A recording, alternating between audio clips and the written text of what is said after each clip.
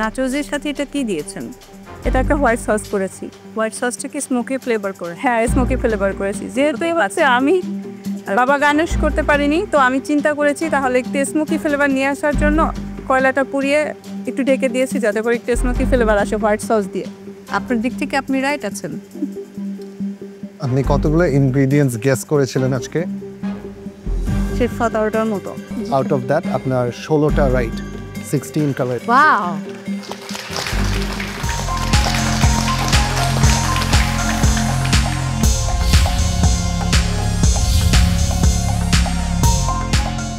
Chef আমি বানিয়েছি roasted vegetable and roasted chicken with হচ্ছে ফেতা চিজ, আর একটা হোয়াইট সস করেছি, আর হচ্ছে নাসস ক্রুটন করেছি। চোখ বাঁধা ছিল, ফুড ট্রাই করছিলেন হাত দিয়ে, আমি দেখছিলাম যে আপনি একদম 2 হাত লাগিয়ে ম্যাশ করে ট্রাই করছিলেন। থট প্রসেসটা কি চিন্তা হচ্ছিল তখন? সে আমি লিখে ফেলেছি যখন, দেন হচ্ছে আমি পরে আবার রিয়েলাইজ করলাম যে চোখ বন্ধ করে আবার দেখবো যে কি আমি টেস্ট করেছি। তো একটা স্মোকি ফ্লেভার ছিল, যে তখন আমি চিন্তা করেছি যে স্মোকি ফ্লেভার আসলে কি হতে পারে। তো আমি যেহেতু আপনি আগে থেকে কেটে এসেছেন যে আর লেখা যাবে না বা পেন্টি থেকে আমার অন্য কিছু নেওয়া যাবে না, তো আমি পেন্টিতে গিয়েও হচ্ছে বেগুন কেটে নিয়েছিলাম, তাহিনিও নিয়েছি, নিয়ে আবার হচ্ছে রেখে দিয়েছি, কারণ আমি যেহেতু এটা লিখিনি। তো তখন মনে হয়েছিল যে এটা বাবা গণেশই হতো। নাচোজের সাথে এটা কি দিয়েছেন?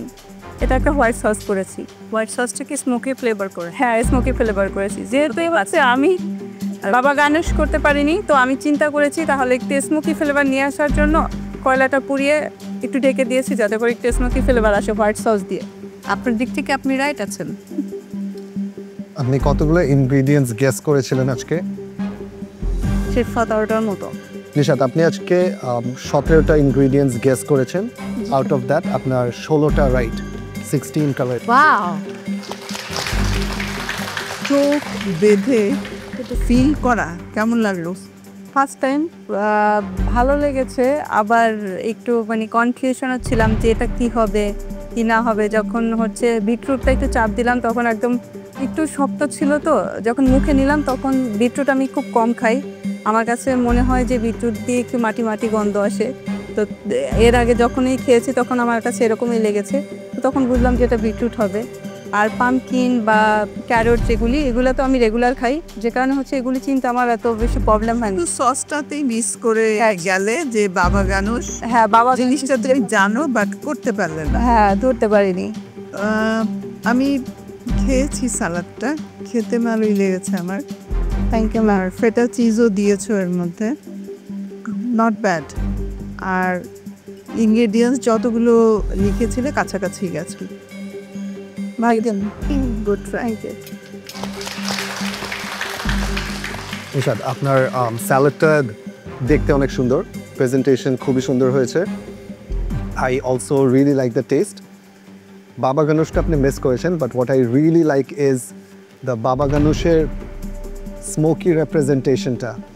এটা আপনি একটা সস বানিয়েছেন যেটাতে আপনি স্মোকি ফ্লেভারটা যেটা বেগুনে ছিল সেটাকে রেপ্লিকেট করার চেষ্টা করেছেন। স্যালাডটাও ইটস ভেরি সিমিলার, ড্রেসিংটা হয়নি স্যালাডে, বাট ওভারঅল একটা মজার ফ্লেভার আছে। So good try. Thank you.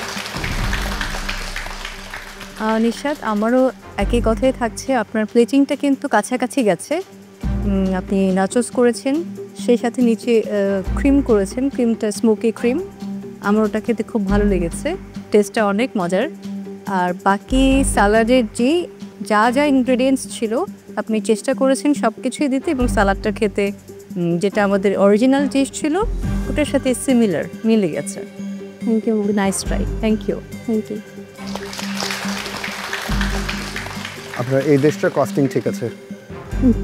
Thank you Nishat.